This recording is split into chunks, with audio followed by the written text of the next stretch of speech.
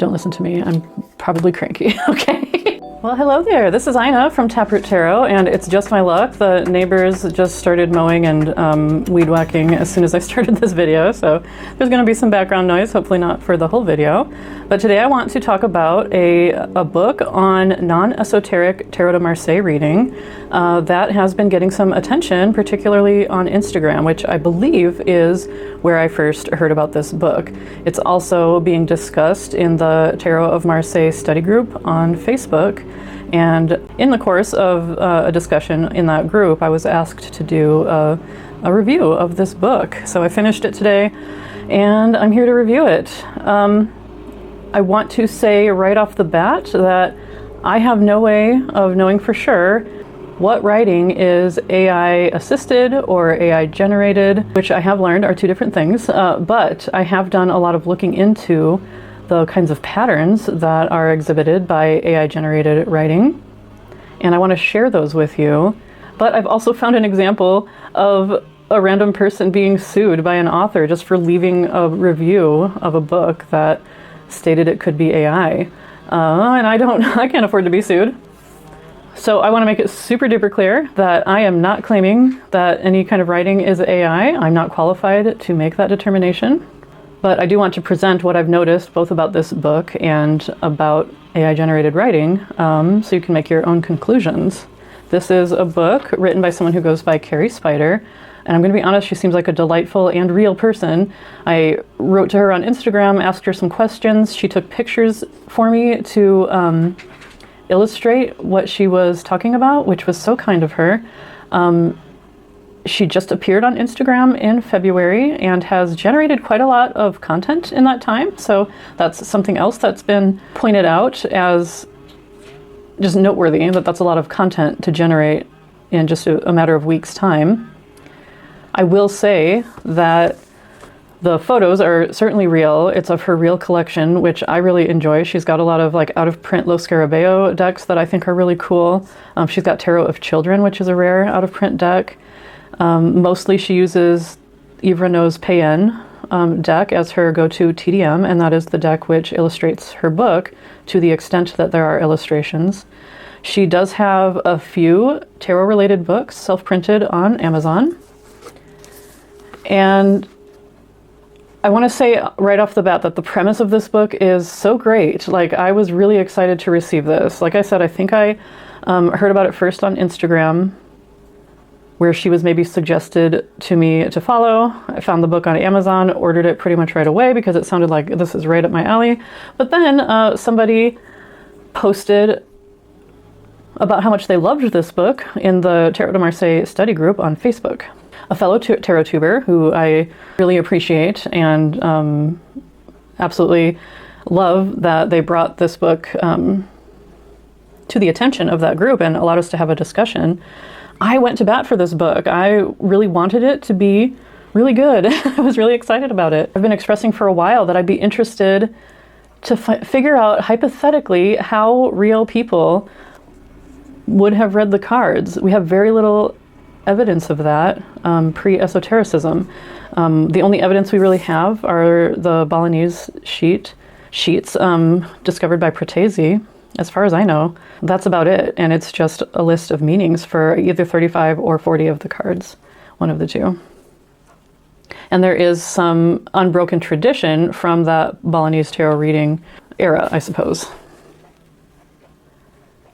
But that's a very specific subset of pre-esoteric tarot reading. And we don't have written record of it until about the time, not too much longer, a few decades before Ateo was really doing a lot of writing on the tarot. Anyway, I'm getting in the weeds here, but my point is that I would be interested in some thoughts that are historically based about how, if hypothetically people were reading cards pre-esotericism, how were they doing it? And we can say, with some fair amount of confidence that sure, people were very likely doing so.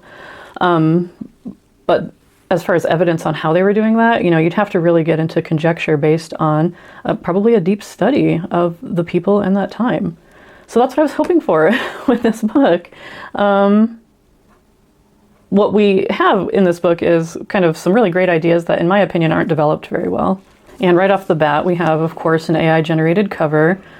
These cards not only aren't actual tarot cards, especially not even TdM cards at all, but they're kind of nondescript blobs, unfortunately.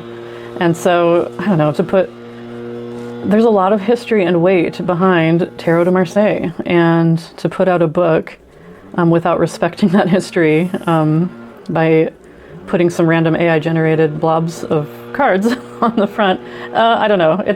It didn't bother me too much because I understand you're self-published, and you want to express a certain vibe. I get that. And you don't necessarily have the funding to hire an artist, but just knowing what I know of the TdM community, this isn't going to go over well. And we've already seen evidence of it not going over well in the TdM study group.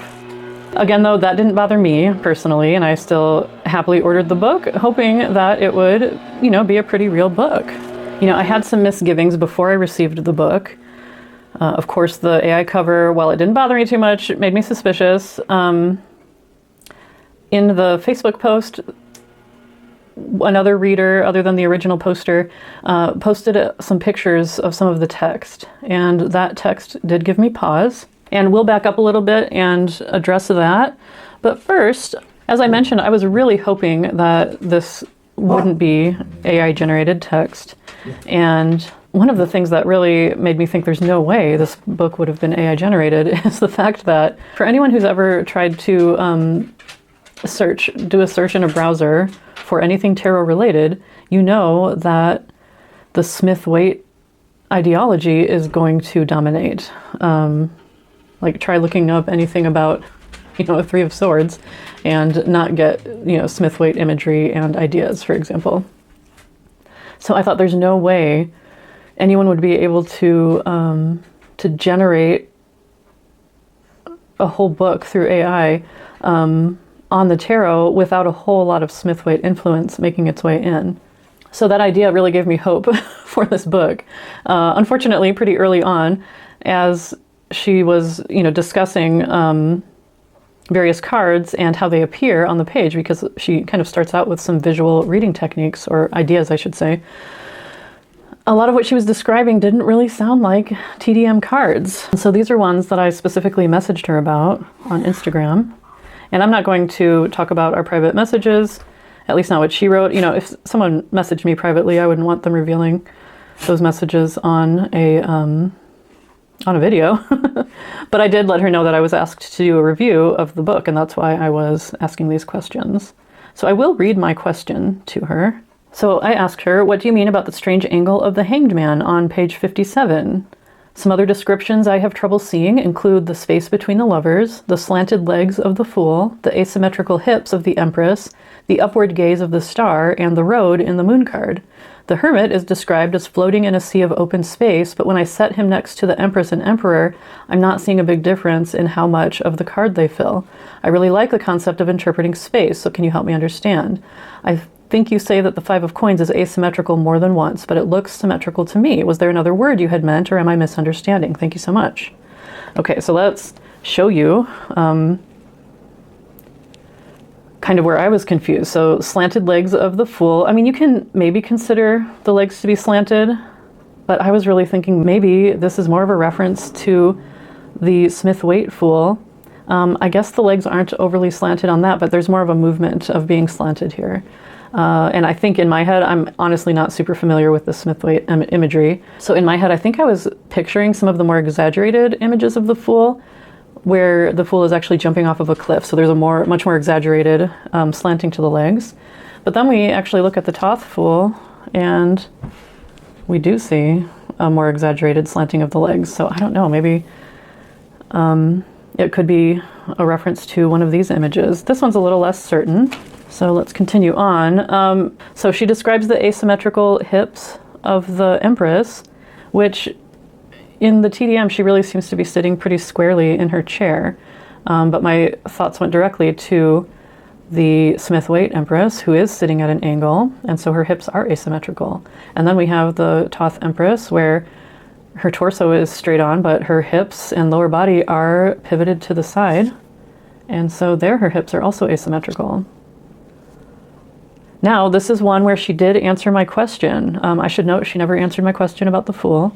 And she was kind enough to even take a picture to show me what she meant. She laid a card across the Empress to show me that her knees were at different levels. Which, okay, I can see that, but that's not what the book said. The book said asymmetrical hips, and that's not the same as knees. So I don't know. It didn't sit right with me as an answer to the question. Now, she also mentions that the Empress takes up a lot of space and is a large presence, a strong presence in the card. And she also says that the Emperor similarly takes up a lot of space in the card and is, the space is tight in the Emperor card, but she contrasts that with the Hermit, saying that he's floating in, kind of out in the open air. You know, and as opposed to the Emperor, who's more tightly hemmed in by the borders. I'm just not seeing that myself. I see a lot more open space in the Emperor card than I do in the Hermit, in fact. And same with these. And she did answer my question on this, you know, saying something about the water down here. There appears to be water here, but other than that, it's all open space, and he's only touching on his head and his lantern. But again, I'm seeing, like, I wouldn't look at this card and visually interpret that as being standing alone in some open space, especially compared to the Emperor, who, to my eye, appears to have more space around him. But that did make me think of the RWS Hermit, who is kind of standing out in some open space. So I can't say for certain that Smithwaite imagery was infiltrating its way into the text, but you can see for yourself that that description aligns much more with the Smithwaite imagery than with the TdM imagery. I did take the Hermit out in the Thoth card deck as well, but I'm not really seeing those associations there. Okay, another one that I mentioned in my question was the space between the lovers, which we don't see in the TdM examples. We do see in the Smithwaite imagery. This is a type 2 TdM.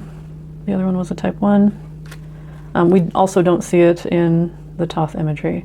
And again, this was another one that she didn't address the question in the message. There was something about the strange angle of the Hanged Man, and I wasn't really sure what that was referring to. I honestly don't see a strange angle in either of the TdM examples or the Smithwaite example. Oddly, and I had never looked very closely at this card before, but this is a strange angle. And what is up with the foot? Is it on wrong, or is it upside down? Is it like a half lotus position with the foot, the bottom of the foot facing upward? I'm not really sure, but that does look like a strange angle to me. So I'm not sure if that imagery was being referenced or not. But she didn't address that in my question. The upward gaze of the star, we don't see that in any of the Smithwaite or TdM. We do see an upward gaze in the star for the Thoth deck.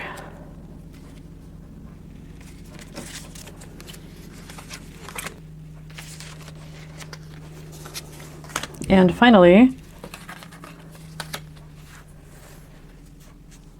the road of the moon card is mentioned, and we do not have a road in either the type 1, this is type 1, or type 2 moon cards of the TdM. We do definitely have a road in the Smithwaite card, and maybe a hint of a road in the Thoth card, but to me it seems pretty clear that this is the image that was being referred to in that description of the book. And I mentioned too that she refers to the 5 of coins as being asymmetrical. And I'll talk a little bit more about that. She kind of talks about finding inherent meaning in the numbers rather than layering on what she lists as Pythagorean number associations. She describes them as Golden Dawn thinking, such as the 5 being disruption. And she says the 5 of coins isn't disruption because of that association, but it's disruption because of the asymmetry, the color, and the space Okay, that sounds good, but I'm not seeing asymmetry, and I'm also not seeing disruption just from the color and space. To me, it just seems like we're going with this disruption because that's a really common association with the fives, rooted in the Pythagorean associations. So that's another one that she didn't answer in my questions. So from here, I'm going to set out a couple decks of cards and we'll flip through those while I continue to talk. I forgot to mention one of the most important things, and I did follow up and ask Carrie if how much AI she used. And here's what I wrote. I've been asked to review your book, and I know many folks have concerns about AI. I gather English isn't your first language, so I would never criticize you for using AI to help with translation, neither for your book cover and other features that make life easier for a self-published author. Would you mind summarizing how you've used AI for this book for folks being mindful of their AI consumption? And she emphasizes that she did write the content herself, that she used AI sometimes to help with translation or refining phrasing, since English isn't her first language. She does note that the ideas, structure, and interpretations are entirely hers. So I wanted to make sure to give her the opportunity to speak for herself here. And she notes that she wanted to show the feeling of sitting together and reading cards for the cover. So she used AI to create that atmosphere, as she says. While we talk, for your viewing pleasure, I've got a couple of decks here. This is the older version of the Francois Chausson, here dated 1736, but later determined to probably be from 1672. This is a type 2 TdM. And we've got the Philip Vischer of 1639, that's a type 1. The Chausson is the deck that the images of the Convert come from. The Vischer is the deck that the images of one of the Païens comes from, and she uses a Païen as her main deck. So that seemed like an appropriate one to use to me. So let's back up a little bit. Before I received the book, I defended it. I really wanted it to be a great book because it, like I said, was right up my alley. It was supposed to be an exploration of how people, regular people pre-esotericism may have read the cards. And knowing that we don't have verifiable information on that, I would have been happy with speculation, but maybe based in some historical fact. I did see some writing samples on the Facebook group, somebody who had shared some of the writing. And right away someone said, oh, that's definitely AI writing. There's a lot of not this but that structure, which apparently is a pattern commonly used in AI-generated writing. And there is a difference between AI-generated writing and AI-assisted writing. So somebody who uses AI to help with translation or grammar or spelling would be considered to use AI assistance. And I figured that had to be the case for her because she's Dutch and she has two versions of the book, one in Dutch and one in English. And I figured, well, surely someone would need AI assistance to make that happen as a self-published author. She does have other books, two others I think, on Amazon, but they are all on tarot. So that's one of the ways I was kind of defending her, like this isn't somebody who's, fake, who has 100 books out or, 50 books written in 3 years or anything like that. It's clearly somebody who does have expertise in this particular subject matter and is writing on that subject matter. And I also defended her based on, the visual authenticity of her tarot collection. She's clearly a real person, taking pictures of her tarot cards in a real setting, that kind of thing. At that point, she hadn't yet spoken on camera. She has since very briefly spoken on camera on her Instagram page. So I was certainly open to accepting the necessity of some AI-assisted writing in this book. But I did notice in the pages that were shared on that post, they didn't have the look of natural writing. And I even commented this on that post, that they really looked like white paper copyright. And I kind of made the speculation. At this point, I knew nothing about AI-generated writing. I've never made use of AI tools of any kind on purpose. There are the ones like the search tools that are hard to avoid. But even to my untrained eye, I could, and I did speculate that, I know that this is a language learning model. That's what AI really is, and that it's trained on the limitless writing available openly on the internet. And just from my background as being somebody using the internet from its earliest days, I remember white papers. And those were common from about the late 90s into like the early 2010s, when, and especially earlier on, the internet was still entirely text-based.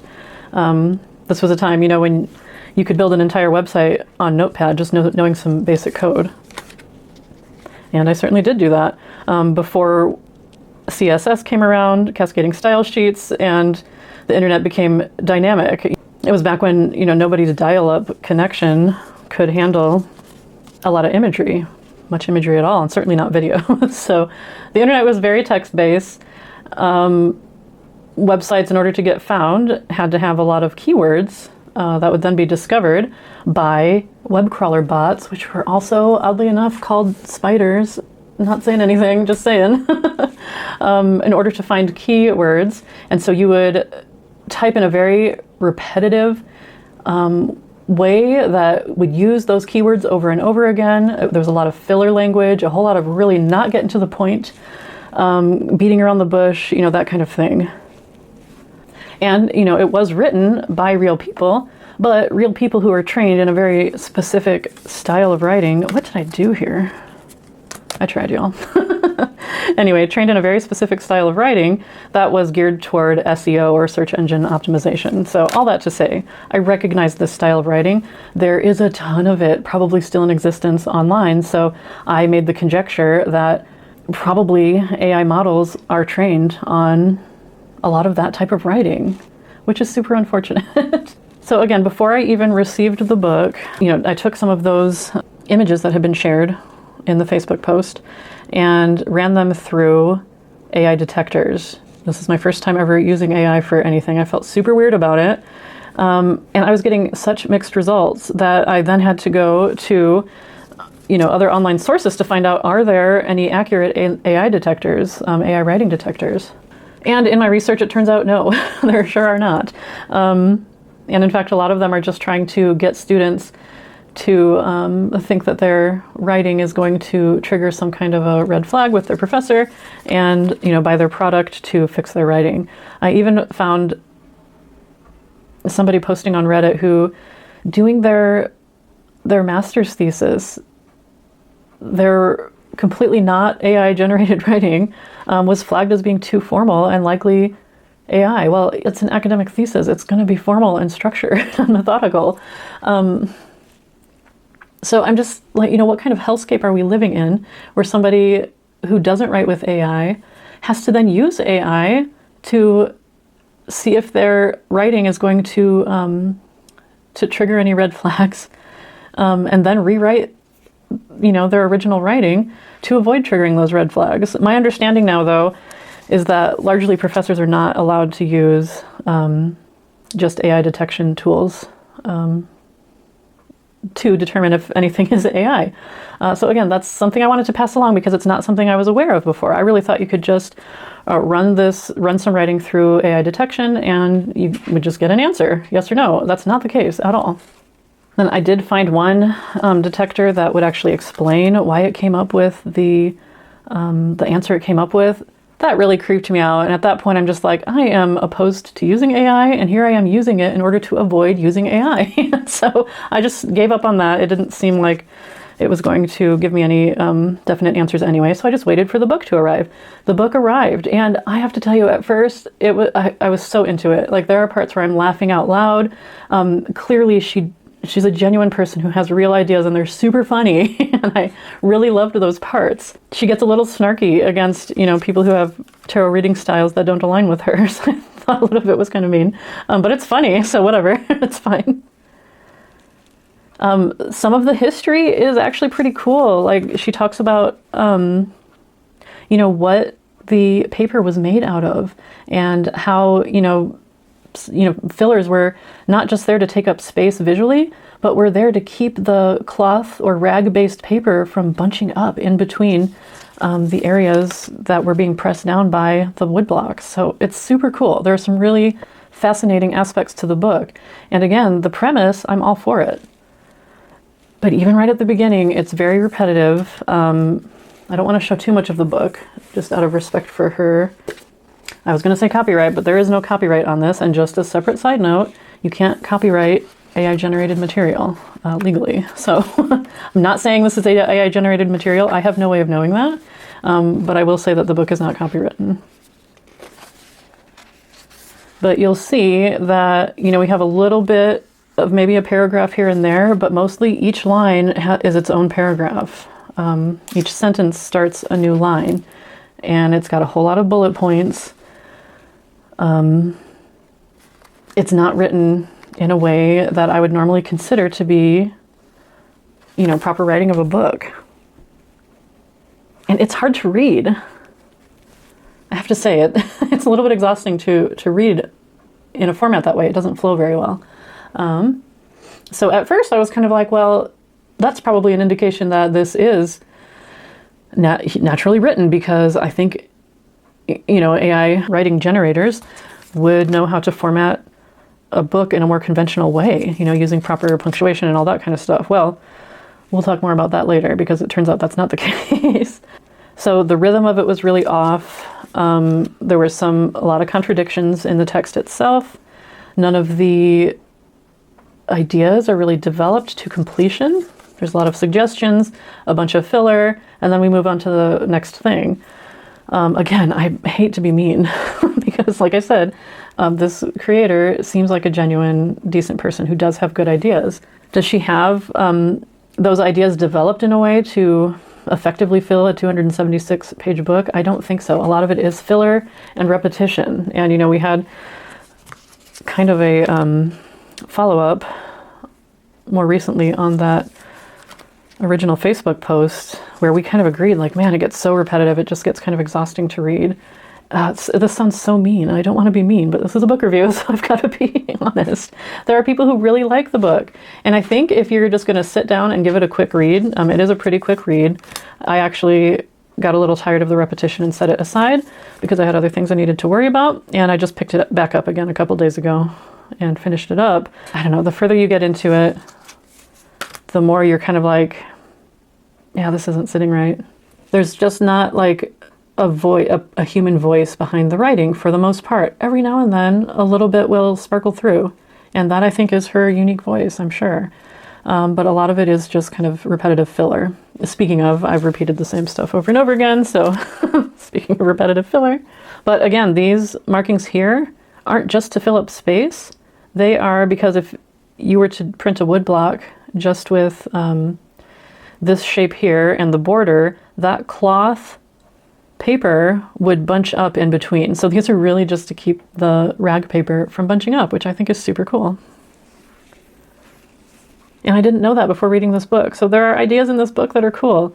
There's no bibliography, no reference to where this information is coming from. So I would have liked either more depth of information on those kinds of historical facts, or at least a reference to where that information came from, so I could look more into it. So back to that style of writing that, you know, where there's a new line for every single sentence, a lot of bullet points. Apparently that's called staccato writing, and it is something that ChatGPT does. I found a whole Reddit thread full of people discussing how to get ChatGPT to stop doing this. They really just wanted regular paragraphs, and it's spitting out all these disjointed lines and bullet points, very short and complete sentences, things like that. And it has kind of a rhythm to it that is more like poetry than prose writing. And that's very much what I was noticing when I was reading this book. Again, I don't know. I'm not saying that that's how this book was written. I'm just saying I'm noticing a similarity between that and what these folks in this Reddit thread complaining about ChatGPT were describing. Okay. One of the people asked ChatGPT, and apparently it is like a chat, like you're texting back and forth with ChatGPT. I don't know where the generated text is going to. I'm unclear on that. Is that, you know, on a separate box? Is it incorporated into the chat? Like if it's a whole book, that seems like it would be unwieldy, but I'm not sure.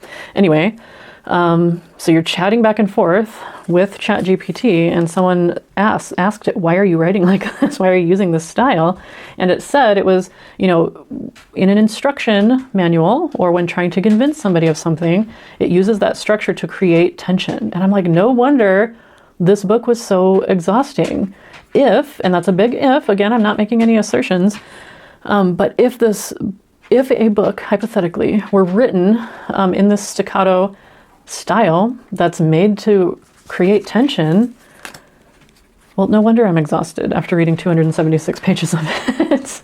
There were also just fairy tales and fables scattered throughout. Some of the points of the fables at the end were interesting, but the structure of them were just like, I don't know, just very weird.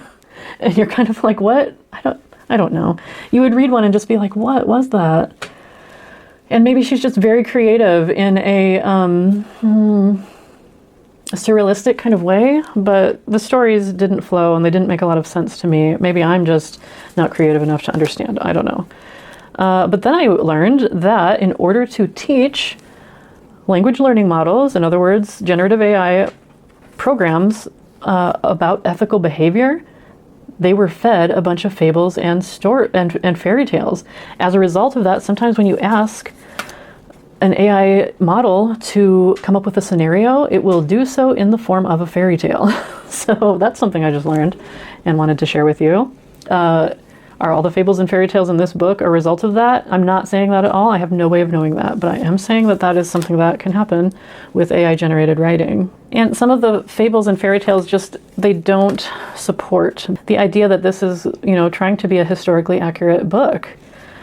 There's a story about the magician where once upon a time a boy, there's always this random boy in the story, and he is the shop apprentice, and it describes him carving the Fool card, actually, not Le Bateleur, but the Fool card. And it's just not realistic at all. And now I'm just being mean. I feel like this whole thing is just so mean, and I don't want to be mean. But the story just didn't speak to me or seem realistic at all. One of the themes throughout is that the unskilled nature of card makers and how they didn't care about art, they didn't care about color. You know, all of this was just to be efficient and fast. And, you know, being efficient and fast was part of it. That's why we have a folk art level of, you know, artistry here. It's not fine engraving, you know, I'll give her that. And yet there is a lot of tradition. And, you know, these card makers are in guilds. They did take pride in their work. And so to dismiss the work as unskilled just because it's folk art, to me, is classist, and it's just kind of disdainful toward the cards. And there's kind of an attitude of disdain, you know, for the makers of the cards, for the characters of the courts, which we'll talk about later. So yeah, the overall kind of disdainful attitude towards stereotypes of other types of tarot readers, none of that really sat right with me. Some of it was funny, and some of it was kind of mean, so I don't know. The meanings of the triumphs, some of them were excellent. For example, Temperance was so good. I don't know if I've ever found a more historically accurate interpretation of Temperance, which was really in line with the, you know, early ideas of temperance as a cardinal virtue, which had to do with emotional control. That is one that has all sorts of esoteric nonsense piled onto it, and I loved her interpretation of Temperance. And several others. Like there's a lot that I really like about this book, and I want to make that clear. But there were a couple that really stood out to me as just being completely out of place, and those were Le Bateleur, the magician, and Le Pendu, the hanged man. Those ones had very esoteric meanings, and both of those ones randomly brought back the boy from the fable. Once upon a time there was a boy, and both of them told stories of, you know, esoteric meanings for those two cards. Not necessarily Smith-Waite or Golden Dawn meanings, but, you know, possible continental esotericism. That was a thing long before the Golden Dawn. So those were really out of place, and not only in the fact that they incorporated so much esotericism, but also in the fact that they randomly brought back this fable with the boy.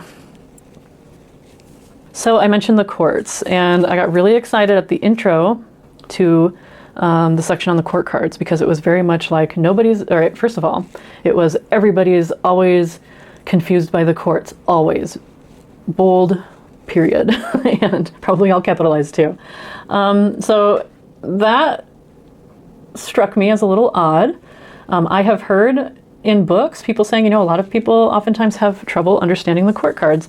I've personally never run into anybody like in real life saying I have a hard time understanding the court cards. So I'm not sure how much that's just something that gets repeated a lot or if it's something people really have trouble with. But the fact that it was like always, period, no matter what, that is something else that we often see in AI generated writing, which is very absolute. Like this always happens. And that's something that I recognize from sales type writing. Those white paper, long advertisements, really associated with affiliate marketing back in the day. Just very definite absolutist and even kind of exaggerated language. But despite that, I was pretty excited about the court section because she said something like, these never make sense. And here I am finally to clear this up once and for all. And at first I was excited about that. And then as I read more about the courts and what she had written, I started thinking back on that. And I'm like, that's another aspect of that very salesy white paper type writing. Like, this is something that has confused people for all these decades. And here I am to finally clear it up once and for all. So I was like, no. And then the meanings for the court cards are really standard. I mean, I'm talking about the Queen of Swords as the widow, y'all. I don't know. Again, I'm not super familiar with, traditional Smith-Waite meanings, which are varied and contradictory and have developed over time. But the ones that I did recognize, to me did not seem out of the ordinary at all. And they didn't seem like this cleared things up once and for all. The four queens, for example, Queen of Cups is the mother, predictably. Queen of, and here it's listed as Pentacles. Throughout the rest of the book, she's pretty consistent in saying coins or deniers, but in the courts section, it starts saying Pentacles out of nowhere, which is suspicious to me. But the Queen of Pentacles is the matriarch, someone who kind of owns stuff and has it together and, luxury and all that stuff. The Queen of Wands is the whore. And at first, this is why I even got my Thoth deck out. I was like, that sounds like some shit that Aleister Crowley would say. So I looked that up. I couldn't find anything where he does talk, or there is writing about the Lust card being associated with the Whore of Babylon, and it's not a bad thing, yada yada, fine, fine. I didn't see that about the Queen of Wands from the perspective of the Thoth deck. But I have heard that before. The creator who goes by Cult Mother, I remember she was just waxing eloquent about how much she loves the Queen of Wands. She's like the party animal. She's uninhibited. She'll show up and have all sorts of fun. And, she didn't go so far as to calling her a whore, but that's a label that could be associated with that type of behavior, from a woman at least, in a misogynist patriarchal world, which is what we live in. So anyway, and then the Queen of Swords was the widow. So none of that comes across as anything earth-shattering, and it really seemed like just pretty typical court card interpretations. Now, I mentioned that she talks a lot about visual interpretation, but she doesn't give us examples. There are no images of the cards. All the reading examples are at the end.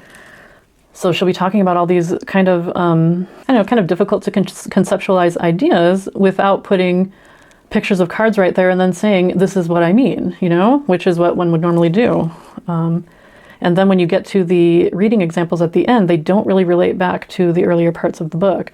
One part I was really excited about was the numbers part. She talks about finding meaning in the numbers based in reality, based in the numbers themselves. And I have to tell you, that is something that tarot readers have been trying to do since the beginning of tarot reading, I swear.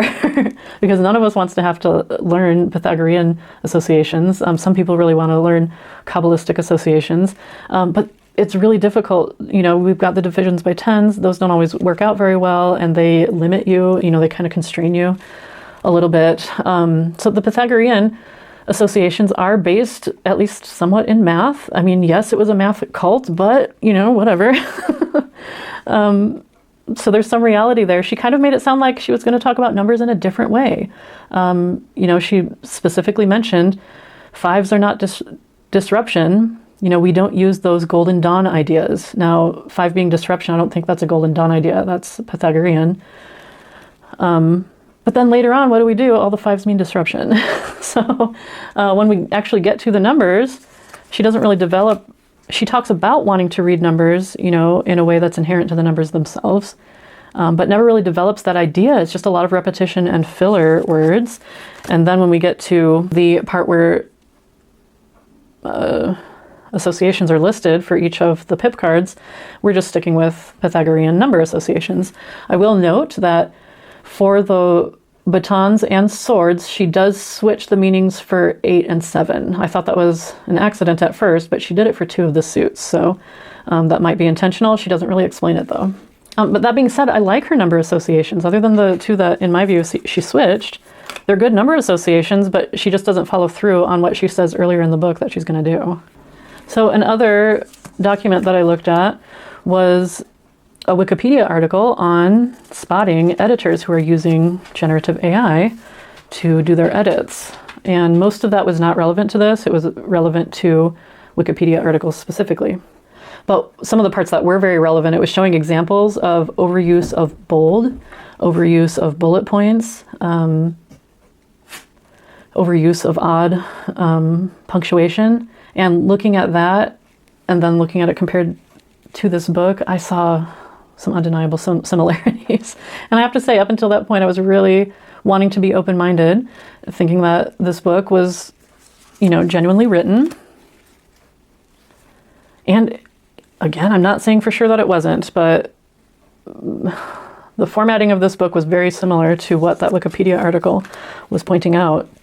Now, that also being said, you know, all the different ways that AI writes are based on examples of human writing. That's what makes it so difficult to know if something has been written by AI, generative AI, or is just written in a style that has influenced generative AI. So I want to make that really clear, that I can't say anything for certain. But when you notice enough patterns and enough things not making sense, we can draw our own conclusions. So we have, you know, in the reading examples, we have an example, you know, she interprets the 3 of batons in a way that is not at all the interpretation of the 3 of batons that she lists earlier, without an explanation as to why there's that difference. Someone who's an experienced reader would have no problem making that leap. Somebody who's just learning how to read TdM would really have a hard time with that. There's one part that says that cups are not emotions, and another part later that says cups are feelings. So there's a lot of contradiction like that, which at the very least suggests that these ideas weren't very well organized, or the thoughts developed really the way one would normally to write a book. A lot of it is argument, you know, arguing against a statement that was never made. So not this, but that type of language, which I read another thing that suggested that type of language is part of what gets people, you know, manipulated into thinking their AI chat bots are real, or, you know, talking to them like they're people, because the question is never answered directly. You know, a question is answered and it'll say, well, I might not be this, but I am this, you know? And so the answer is danced around instead of being directly answered, which is kind of manipulative. So whereas, you know, there might be a statement in the book, something like, the backs are not esoteric mysticism. And I was kind of like, are they? I mean, was that ever asserted anywhere? Normally, if you're writing a book, arguing against that assertion, you might say something like, you know, in so-and-so's writing, I saw the claim that backs are associated with esoteric mysticism, and here's why I disagree with that. But that thought was never fully developed. You know, there's a lot of history referred to and hinted at without actually being researched and referenced, and I would have appreciated that. I would much prefer to learn about history, you know, from a book that researched and documented the history it's referring to. There's a whole lot. It's, you know, at the beginning it starts by saying that, you know, the Tarot de Marseille started out as a game, but then later on in the book it keeps saying TdM is built for this type of reading, and that's not. First of all, TdM wasn't built for reading at all, and also built is a weird word to use. But also the beauty of TdM is that you can read it however the heck you want. And the entire tradition of esoteric tarot reading comes from the TdM. So to say that that's not the right way to read TdM, it's not my preferred way to read TdM, but I would never call it wrong, because literally every esoteric tradition, surrounding tarot reading came from people wondering where the heck the TdM came from. The Smith-Waite decks and the Thoth deck and Papist's Egyptians deck, to some degree, mostly Atea's deck, Levy's writing, all of those were derived from the Tarot de Marseille. So we can't say that that's an incorrect way to read these cards. There's a lot of symbolism in these cards. Even as playing cards, the images were borrowed, but they are symbolic. And we have reason to believe that they were used early on, at the very least, for storytelling, even if not for divination, but honestly, probably also for divination. So there's a lot of absolutist language, like TdM was never meant for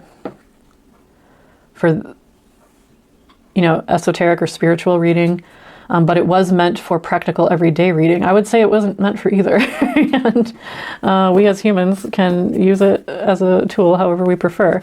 And I think somebody reading TdM can embody either non-esoteric or esoteric reading styles, or both. You can combine it and, read spiritual matters if that's what the situation calls for, or stick to practical everyday matters if that's what the situation calls for. So the whole section on arguing that point is really repetitive. It gets pretty old, and then it tells a really ridiculous, I'm getting mean again, but at this point toward the end of the book, I was tired of it. I'm not gonna lie. And so the story toward the end, it's about a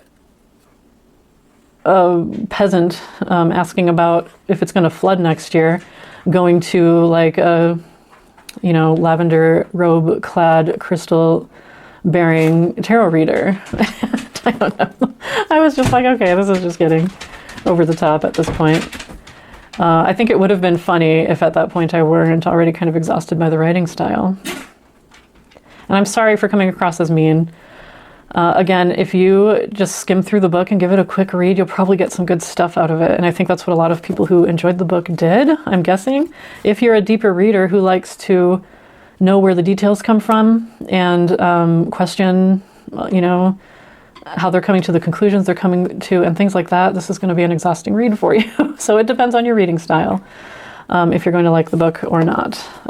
If you want a non-esoteric method of reading the TdM, you've got lots of options, man. There's Camellia Elias, there's Roger J. Horn, Vincent Patici, Tom Benjamin, Caitlin Matthews, Lee Burston. Unfortunately, Lee Burston hasn't written a standalone book on reading TdM, but the Tarot Decoratif, the guidebook for that, is all written by him and is well worth the purchase of the deck, even if you don't like the deck. I'm not saying whether I like it or not, but I like the book, I will say that. So there are options. I hope that Carrie Spider continues to develop her ideas, because her ideas are good and she seems like a genuine and cool person. I don't think she's, some fake bot pumping out a bunch of Amazon books. That's not the case.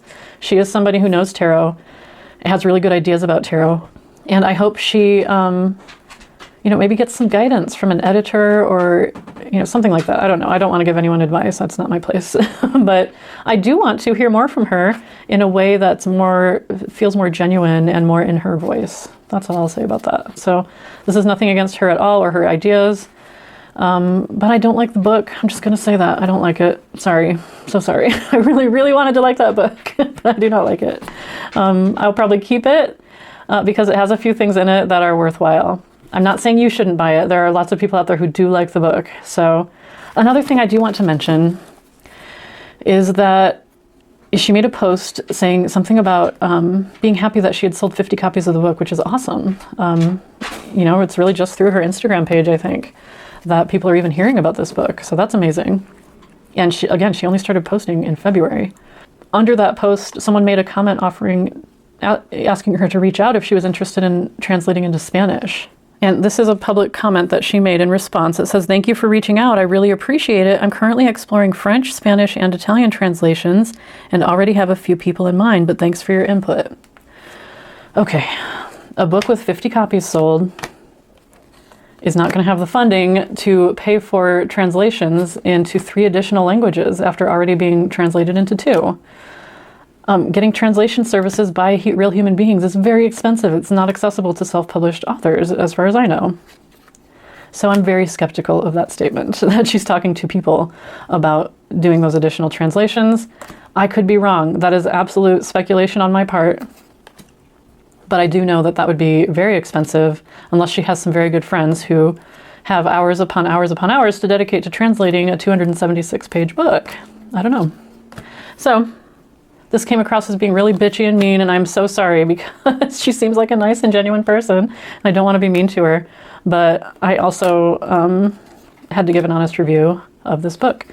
I promised that, and that's what I'm doing. So thank you so much for joining me. Sorry to be so negative. You know, check out that post on the Tarot de Marseille Facebook group if you want to see different perspectives, because mine is certainly not the only perspective. And check out her Instagram. You'll see comments of folks who have also made reviews. So definitely form your own opinion. I gathered some information, shared what I noticed, and am inviting you to form your own opinion. Don't listen to me. I'm probably cranky. Okay. Thank you so much for being here. I will talk to you next time. Bye.